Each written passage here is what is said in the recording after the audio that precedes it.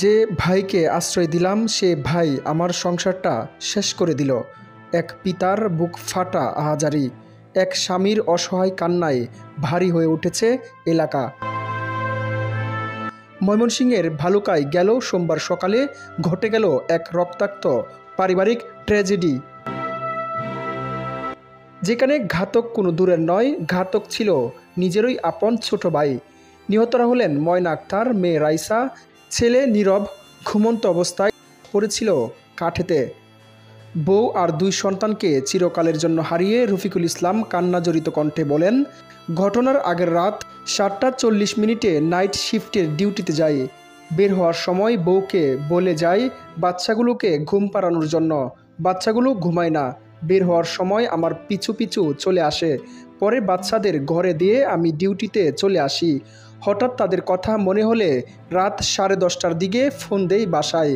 তখন ফোন বন্ধ পাই বাচ্চার মায়ের। পরে ছোট ভাইয়ের নাম্বারে কল দিয়ে তাকে জিজ্ঞেস করি সে কোথায় আছে। সে জানায় বাসাতে আছে। পরে তার মোবাইল দিয়ে বাচ্চার মায়ের সঙ্গে কথা বলি। বাচ্চার মাকে জিজ্ঞেস করলে সে জানায় মোবাইল বন্ধ না, ভিডিও দেখছিল। এরপর তাদের ঘুমিয়ে পড়ার কথা বলে ফোন রেখে দেই। রফিকুল আরও জানান, পরদিন সকালে ডিউটি শেষ করে 8টার দিকে অফিস থেকে বের হন। এরপর সেলুনে গিয়ে চুল কাটান। বাসায় এসে দেখেন বাইরে থেকে তালা দেওয়া। অনেকক্ষণ ডাকাডাকির পর কোনো সাড়া না পেয়ে বাড়িওয়ালা ও প্রতিবেশীর সহায়তায় তালা ভেঙে ভিতরে প্রবেশ করেন।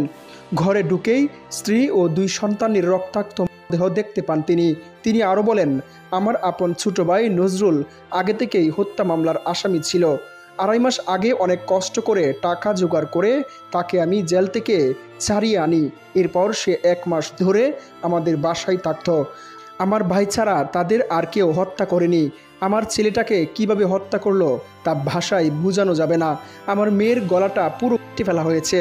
সে ছাড়া এই কাজ কেউ করতে পারবে না। এখন সে পলাতক। সে যদি না মারত তাহলে পালাবে কেন? আপন ভাই হইয়া সে কেমনে আমার সংসার তছনছ কইরা দিল। তিনি বলেন, এমন নর পিচাসদের দৃষ্টান্তমূলক শাস্তি দেওয়া উচিত। এদিকে বুধবার 16 জুলাই ময়মনসিংহ জেলা পুলিশ সুপারের কার্যালয়ের সম্মেলন কক্ষে আয়োজিত সংবাদ সম্মেলনে পুলিশ জানায়, ঘাতক নজরুল স্বীকারোক্তি দিয়েছে। সে জানিয়েছে, চাহিদামতো খাবার না দেওয়া, অবহেলা ও মারধর করার আক্রোশ থেকে ভাবি ও 2 ভাতিজির প্রাণ নেয় নজরুল। ময়মনসিংহের অতিরিক্ত পুলিশ সুপার অপরাধ মোহাম্মদ আবদুল্লাহ আল মামুন গণমাধ্যমকে বলেন, আসামির আক্রোশের কারণ ছিল তার ভাবি তাকে মারধর করত। পূর্বের একটি হত্যা মামলায় আবার জেলে পাঠানোর ভয় দেখাত। এটি তার ভাইকে বললেও তার ভাই কোনো অ্যাকশন নেয়নি। ঘটনার দিন দুপুর 12টায় ভাবির সঙ্গে ঝগড়া হয়। তাকে খেতে না দিয়ে মারধর করেছিল। পরে রাত 1টার দিকে ঘুমন্ত অবস্থায় প্রথমে ময়নাকে ও পরে 2 সন্তানকে গলা কেটে মেরে ফেলে। এ ঘটনা আমাদের সবাইকে ভাবিয়ে তুলেছে। যে ভাইয়ের জন্য রফিকুল ঋণ করে জেল থেকে ছাড়িয়েছিলেন, সে ভাই কিভাবে এতটা নিষ্ঠুর হতে পারলেন? যে ভাই কাওয়ালো আশ্রয় দিল, তার পরিবার আজ শেষ হয়ে গেল। একটি শিশুর হাসি, একজন মায়ের মমতা, আরেকটি পরিবারের স্বপ্ন এভাবে রক্তে ভেজা মেঝেতে মিশে যাবে তা কেউ কখনো কল্পনা করতে পারেনি।